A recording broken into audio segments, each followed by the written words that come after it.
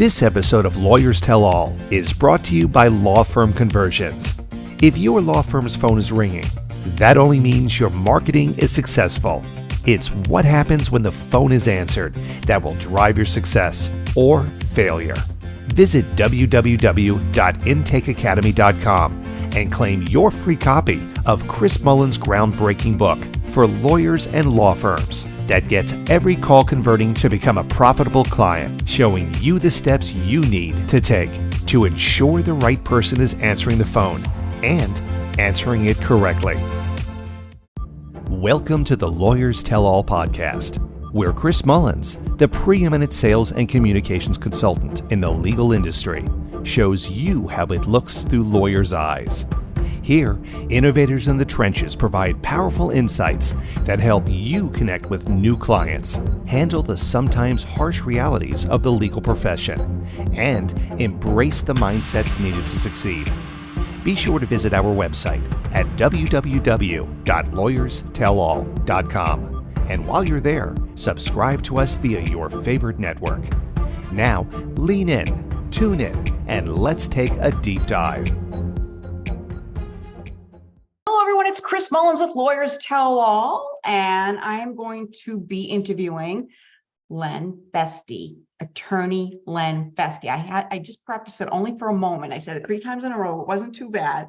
But anyway, we're going to talk to Tom, and Tom's going to talk to us. Tom, why don't you tell everybody about yourself? Yeah, absolutely. Thanks, Chris. So Tom Lenfestey, I'm an attorney CPA, was a practicing attorney for years in the estate, tax, and corporate world. And then about a decade ago, I had the crazy idea to build a platform to work with lawyers and law firms to help them buy and sell law firms. And so the Law Practice Exchange is that company that I created about 10 years ago. And our goal is really to do that, is to help lawyers, build and grow a practice to a certain point, but also exit it for value. And then on the, other side, maybe you're an up and coming growing law firm or a lawyer looking for ownership. Well, maybe buying is the opportunity for you. And that's, a fairly, newer, concept, I'd say, in law compared to other businesses. But we've been at the forefront. We're still there, marching right along, helping build the marketplace to do so. That's wonderful. I mean, all kinds of things are going through my head as a business person myself. But let me just ask you this. What happened that you came up with this idea? What was the moment that occurred? Like what napkin did you write on? That's right. So I had started my legal career with a mid-sized law firm, and ultimately I left that law firm because probably there wasn't a clear succession path. There wasn't this defined path to partnership. I actually they had like a 2-step, and once you make non-equity, you're like, all right, I'm on my way. And the door to equity hadn't been open for years. And so there was now all these other senior kind of peers in my group that were saying, I don't know if they're ever going to make a seat available, for equity. And so I did what a lot of lawyers do is, kind of take my practice, pack it up, and go somewhere else. And then as I, kind of spun out and my practice was continuing to grow, I was adding associate attorneys. So then you're thinking, I'm starting to build more and more. And then I found myself in practice, what I was doing is a lot of succession planning, a lot of other kind of tax planning for business owners as they would exit and sell their business, but specifically dentists, CPAs, some doctors, some insurance advisors. So that was kind of a niche I developed on the attorney side. And so I tell everybody, I think it was jealousy. I was sitting there saying, wait a minute, you mean CPAs, dentists, other professionals can really figure out how to build, something and exit for value, like to have an exit, a plan where they can monetize it. And then this next generation can really benefit from not having to start from zero, but to take something over that's, built and moving right along and everything else. And so that was my step. That was my moment to say, hey, who else is doing this? And openly, there really wasn't. And so that was the, kind of first step into creating the Law Practice Exchange, building out. And largely we started as more of a consulting model, teaching model for the first several years. And then the last 5 years or so have really been about building the marketplace through brokerage, search and match, really trying to provide options and opportunities for both sell and buy side to, move the needle, to preserve these law firms and these great law practices that have been built, but just transition who's owning them, who's managing them, right? Providing kind of that exit strategy or that growth strategy. Yeah, so two things come to my mind. One is, this is probably a great opportunity. Well, I'm not sure. Maybe you could tell me. Opportunity, like if you're brand new and you want to open up your own practice, you don't have to like go and reinvent. You don't have to do it. You can just kind of like, it's already done for you, right? Absolutely. Plug and play, plug and play. Yeah, there's, proven client base, proven revenues, proven, referrals, marketing, everything else. Like this firm is usually running, and this, owner is looking at retirement or exit for one reason or another. So it's about stepping in and not having to start from scratch. Maybe you have to restructure that. Like I tell everybody I do a lot of generational mediation, meaning, this firm may have been built a certain way. You as the next generation Right. attorney may want your firm to run a certain way. Well, you can do that and you can migrate that firm, but you're doing it while, having $1 million in revenues instead of 0 in revenues, right? And, kind of allowing you to kind of make those changes and everything over time. So yeah, we've had a lot of opportunities with individual lawyers who are looking to, have their equity, right? They want to be an owner and they don't want to start from 0, especially in-house lawyers or second career attorneys as well, because they really see it as, I can't start at 0. Like I've got a family, I've got obligations, everything else. Like I can't start from 0. So acquisition or purchase provides them that opportunity. And then of course, our other buyers in the marketplace are other law firms. And those may be like solo owned law firms. Like you've got a great firm, you're doing the right things, but you want to open up in the town next door, or you want to kind of grow your practice areas. Then acquisition allows you to kind of, get over that hump and do so in a quicker timeline usually. Right. Okay. So the other thing that I was thinking about is, oh boy. So now this means that the law firms have to understand business. So they have to like totally, I mean, we want the client list, right? And we want the leads. And so therefore we need to manage them properly and take care of them. And so that there is real value. So now they have to back up and like, oh, I guess I really do need to know how to do training and teaching and retention and not make people upset, right? Absolutely. Yeah. I had a call earlier today with a firm out of California that they're looking at the timeline and they want to take the right steps to build value and build a better business product to, sell to somebody else, right? When the time is there and everything else. And to your point, Chris, is yes, you have to say it is a business, right? If you own your law firm or even your law practice, right, within a firm, anything else, like that's a business that can be monetized and transferred. The question is, how much value have you put and built to the business, or is it really just all around you? Right.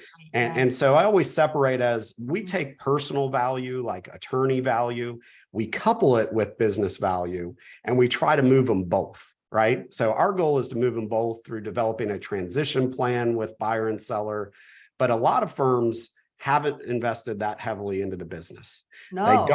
They don't have the process, they don't have the data, and those are going to be tougher to transition, right? To sell and kind of monetize that.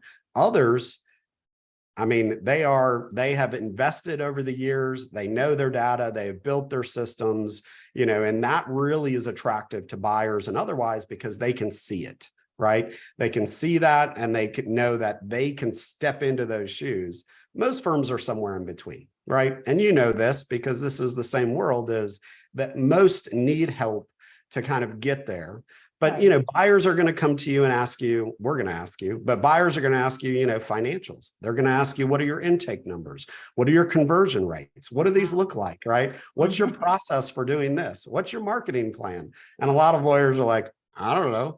Work just keeps coming in, right? Those type of things. So that's not really the reassurance that you want to give a buyer. So investing in the business platform itself, tremendous, right? Tremendous if you're looking to grow your value. So I would imagine that it's, you know, you can take a firm that might not be quite ready right now because they don't have the right processes in place, and put a plan in place for them and say, look, we'll get you there in 1 year or 2 or 3 or 4. You have to do all of these things. And I don't know, do you help them get there? How do you do that? Do you help them kind of get there, or just give them guidance on what to do? Yeah, most of ours is limited guidance, but we do a lot of law firm valuations. And so I think the recommendations come out of those valuations. So we have firms that will come to us and say, look, I think I want to sell my firm. Well, it starts with doing a valuation. Like, what is your firm worth? Mhm. And so as we go through those, sometimes, right, those same, potential sellers, owners say, I don't think I want to sell my firm because it's not worth what I thought it was. Yeah, right. But if I focus on these 3 things that were kind of weaknesses in the valuation, hopefully that's going to help me build maybe for the next 12 months or 24 months to kind of get there. So we don't actively work with these. Typically, we've got great, resources and connections in the legal community to do so. But in the valuation exercise, we have certain firms that just come back to us on an annual basis just to benchmark their value. Right. And they're really doing that for knowing, kind of keeping tabs on the market, keeping tabs on what they're doing and how that impacts their market value. And then overall too, we have firms that come to us because they're building out their own internal equity succession plans, and valuations have to be updated, periodically for that.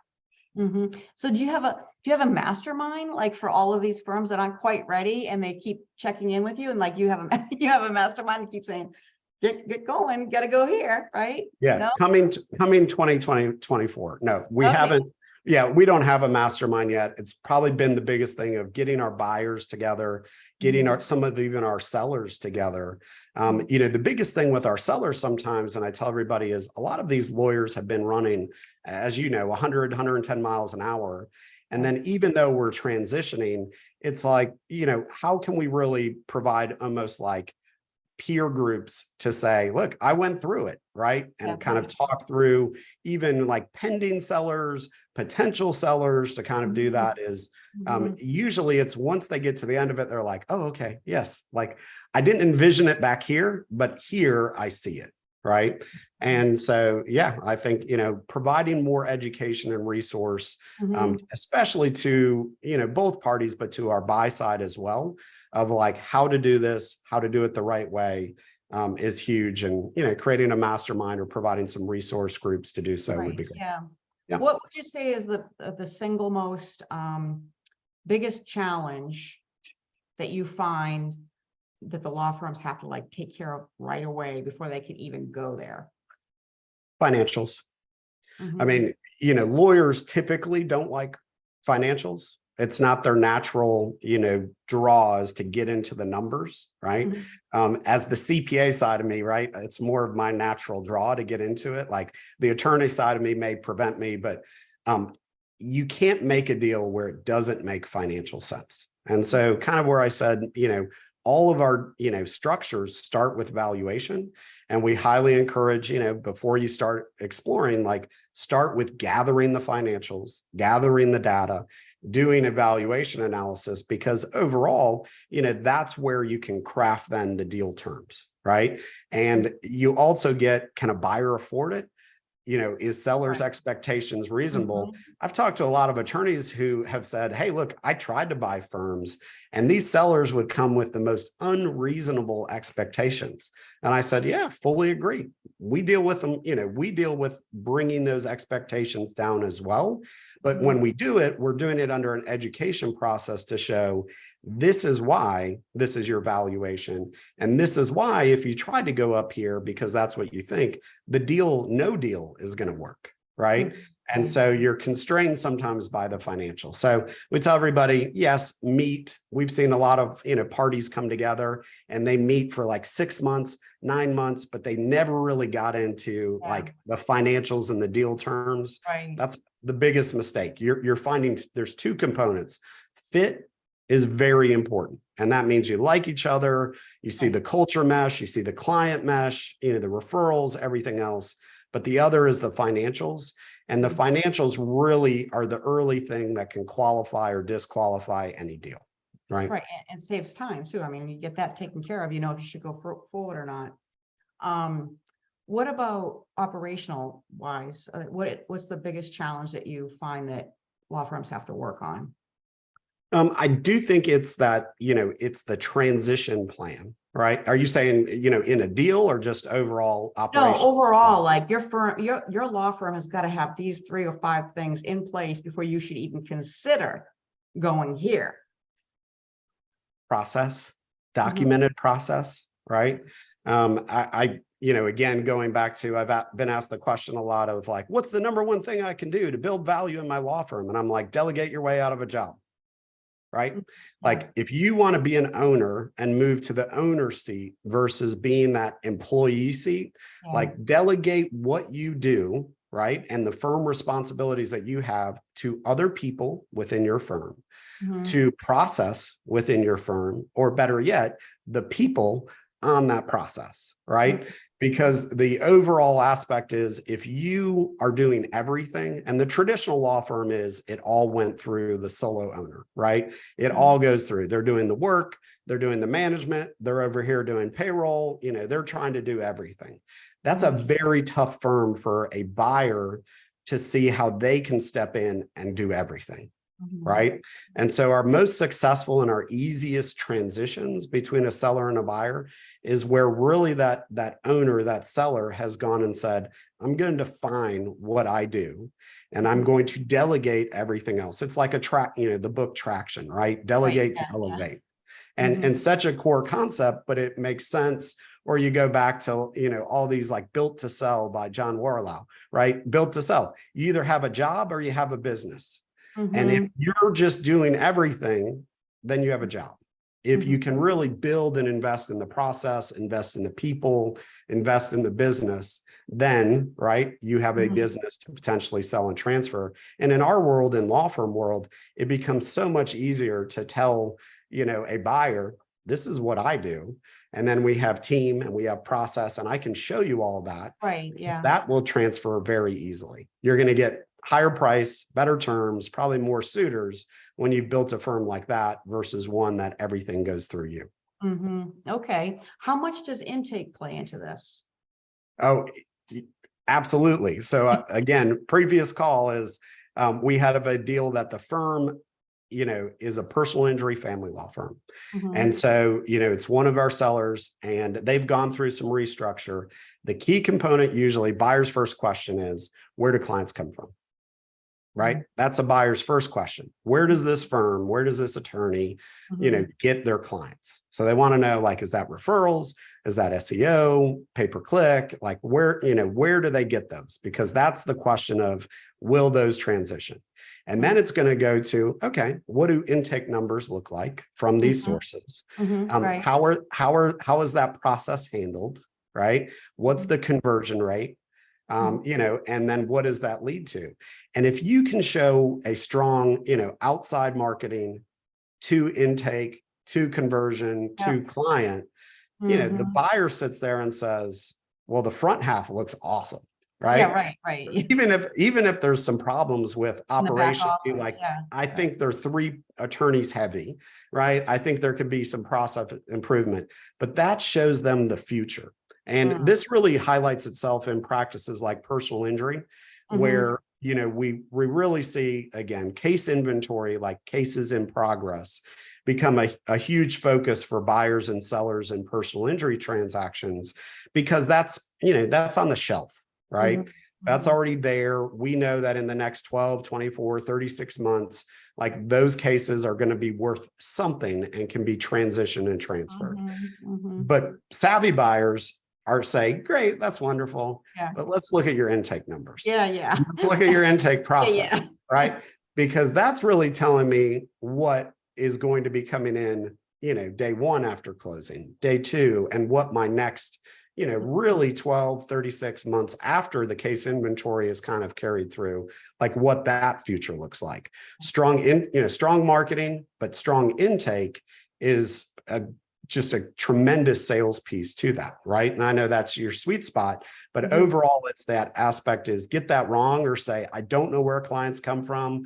We don't have really a process. They just kind of come in. There's no confidence that it is kind of gleaned from for a buyer from that conversation. And they're really going to be reluctant to, give you good payment terms, even move forward potentially if you can't really show them that true even process. for a discussion. Yeah. So put your time, energy, and money into intake.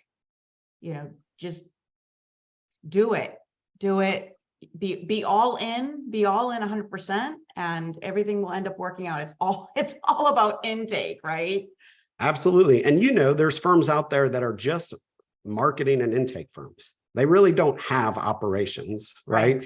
They will co-counsel, they will do other things and kind of framework and whatnot. So, and they make a lot of money, doing so because they built out tremendous process or systems. So yes, intake matters, from the process you're doing, showing success, showing the data, right? So again, it's like, if you don't have the data, all right, that's a talk track. You need to explain that to a buyer, prospect, anything else.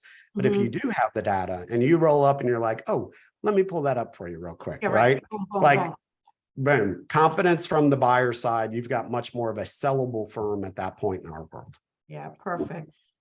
So Tom, how can folks get in touch with you? Yeah, absolutely. So thelawpracticeexchange.com. That's thelawpracticeexchange.com. You can find me there on the web. You can find me via LinkedIn, of course, if you can spell my name or anything else, but you can connect, of course, through thelawpracticeexchange.com. We're on all the socials as well. But yeah, be happy to be there. Our goal is to build this marketplace. So as we've kind of talked about, we're doing it from education. We're doing it to be a resource. But the more that we want is, for lawyers really to say, hey, look, I think I'm interested in this. Right. Yeah. Right. Well, then come check it out. Listen to great podcasts like this, where hopefully you learn a little bit about the process, everything else to kind of carry that forward. And we're happy to help. Hopefully we can help move the market together.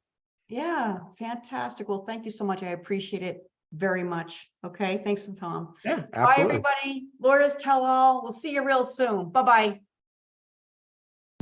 Thank you for tuning in to Lawyers Tell All, where Chris Mullins takes you on a journey with lawyers in the trenches who show you the realities of what it takes to succeed in this chaotic, crowded, ever-changing profession.